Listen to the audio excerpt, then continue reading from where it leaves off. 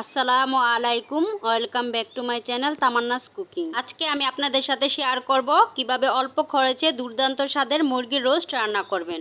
ঘরে একবার হলো রান্না করে দেখবেন, সবাই প্রশংসা করতে বাধ্য হবে। চলুন তাহলে দেখে আসি কিভাবে রান্না করবেন।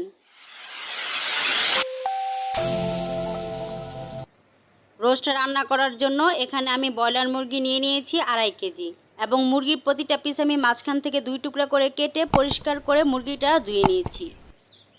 এখন এই মুরগির মধ্যে দিয়ে দিচ্ছি 1 চা চামচ মরিচ গুঁড়া এবং স্বাদ মতো লবণ। আপনারা চাইলে সেম রেসিপিতে দেশি মুরগি বা কক মুরগি দিয়েও রান্না করতে পারবেন। এবার আমি হাত দিয়ে ভালোভাবে মুরগির সাথে মরিচ গুঁড়া এবং লবণ মাখিয়ে নিব। আপনাদের কাছে একটা রিকোয়েস্ট, আমার চ্যানেলে নতুন এসে থাকলে প্লিজ আমার চ্যানেলটা সাবস্ক্রাইব করবেন এবং ভিডিওতে একটা লাইক দিবেন। আর ফেসবুক থেকে দেখে থাকলে পেজটাকে ফলো করবেন। পিসগুলোর সাথে মশলাটা আমার ভালোভাবে মেশানো হয়ে গেছে। এবার 15 মিনিট রেস্টে রেখে তারপর মুরগিটা আমি ভাজতে চলে যাব। মুরগিটা আমি ভাজতে চলে এসেছি। চুলায় একটা প্যান বসিয়ে দিয়েছি, এর মধ্যে দিয়ে দিয়েছি পরিমাণ মতো তেল। কিছুক্ষণ আগে এই তেলে আমি ডিম ভেজেছিলাম, তাই তেলের কালারটা এরকম। তেলটা আমার গরম হয়ে গেছে। এবার এর মধ্যে এক এক করে আমি পিসগুলো দিয়ে ভেজে নিব। হালকা গোল্ডেন কালার করে মুরগির পিসগুলো আমি ভেজে নিব। মুরগির পিসগুলো কড়া করে ভাজতে যাবেন না, তাহলে রোস্ট রান্নার পর উপর থেকে শক্ত হয়ে যাবে এবং খেতে ভালো লাগবে না। কিছুক্ষণ পর ফিরে আসব। ফিরে এসেছি কিছুক্ষণ পর। পিসগুলো এক পিঠ ভাজা হয়ে গেছে, এখন উল্টে দিব।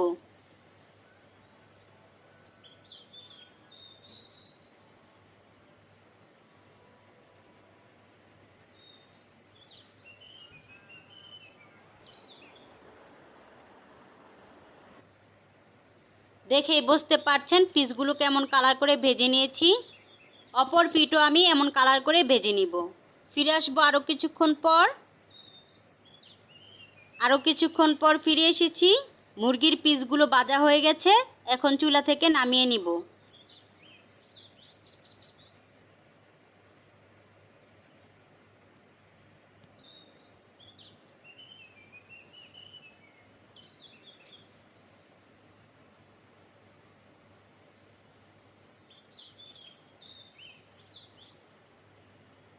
সবগুলো পিস প্যান থেকে উঠিয়ে নিয়েছি। চুলায় সেম প্যান ধুয়ে বসিয়ে দিয়েছি এবং মুরগি ভেজেছিলাম সেই তেল দিয়েছি এবং আরও কিছু পরিমাণ তেল দিয়েছি। রোস্ট রান্না করতে আমি টোটাল 1 কাপ তেল ব্যবহার করেছি। তেল গরম হয়ে গেছে, এখন এই তেলে দিয়ে দিব 2 কাপ পেঁয়াজ কুচি। আপনাদের কাছে একটা দাবি, ভিডিওটা ভালো লাগলে ভিডিওতে একটা লাইক দিবেন এবং চ্যানেলটা সাবস্ক্রাইব করে পাশে থাকবেন। আর ফেসবুক থেকে ভিডিওটা দেখে থাকলে পেজটাকে ফলো করবেন। পেঁয়াজ হালকা ভাজা হলে দিয়ে দিচ্ছি 4টা তেজপাতা, 4 টুকরা দারচিনি এবং 6টা এলাচ, 3টা লবঙ্গ।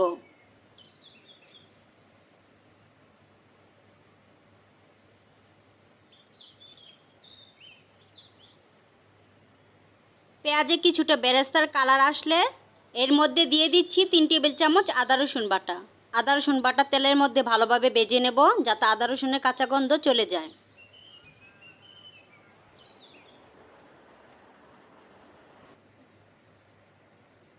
আদা রসুন বাটা ভালোভাবে ভাজা হয়ে গেছে, এখন এর মধ্যে দিয়ে দিচ্ছি স্বাদ মতো লবণ।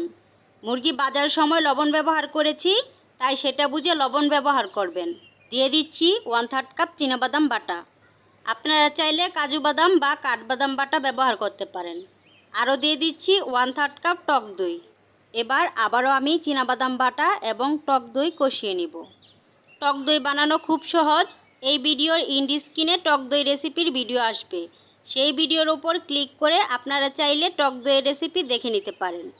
চীনাবাদাম খোসা ছাড়িয়ে 5 মিনিট পানিতে ভিজিয়ে রাখবেন, তারপর হাত দিয়ে ডলা দিলেই উপরের খোসাটা উঠে যাবে। এরপর ব্লেন্ডারের জারে দিয়ে ব্লেন্ড করে বা শিলপাটায় বেটে নিতে পারেন। এখন দিয়ে দিব 1 প্যাকেট রাঁধুনি রোস্টের মশলা। আপনারা যে কোনো ব্র্যান্ডের রোস্টের মশলা ব্যবহার করতে পারেন। রোস্টের মশলা দেওয়ার পর সাথে সাথে পানি দিয়ে দিবেন, নয়তো মশলাটা পুড়ে যাবে। দিয়ে দিচ্ছি 1/2 কাপ পানি।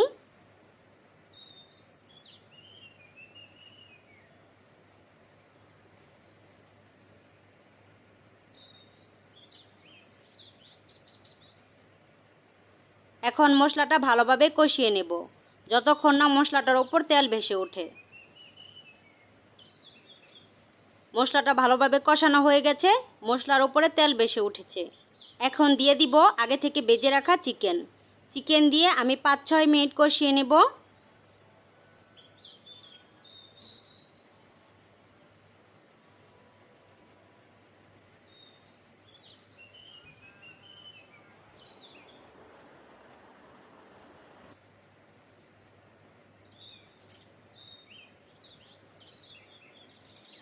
চিকেনটা কষানো হয়ে গেছে, এখন দিয়ে দিব 1 কাপ পানি।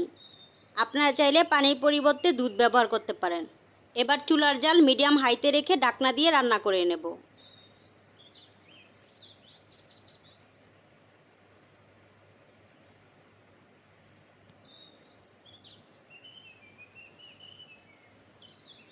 মাঝে মাঝে ঢাকনাটা খুলে নেড়ে দিবেন, নয়তো নিচে লেগে যাবে।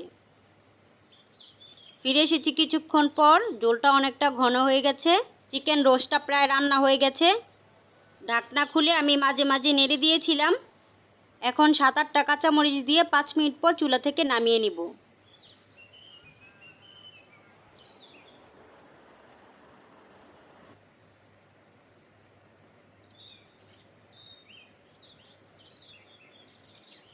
এই তো তৈরি হয়ে গেল দুর্দান্ত স্বাদের চিকেন রোস্ট। দেখেই বুঝতে পারছেন চিকেন রোস্টটা কতটা লোভনীয় হয়েছে, দেখলেই খেতে ইচ্ছে করে। আপনাদের কম খরচে অসম্ভব স্বাদের রোস্টের রেসিপি দেখানোর চেষ্টা করেছি। ফিরে আসবো অন্য কোনো নতুন ভিডিও নিয়ে। সবাই সুস্থ থাকবেন, ভালো থাকবেন। আল্লাহ হাফেজ।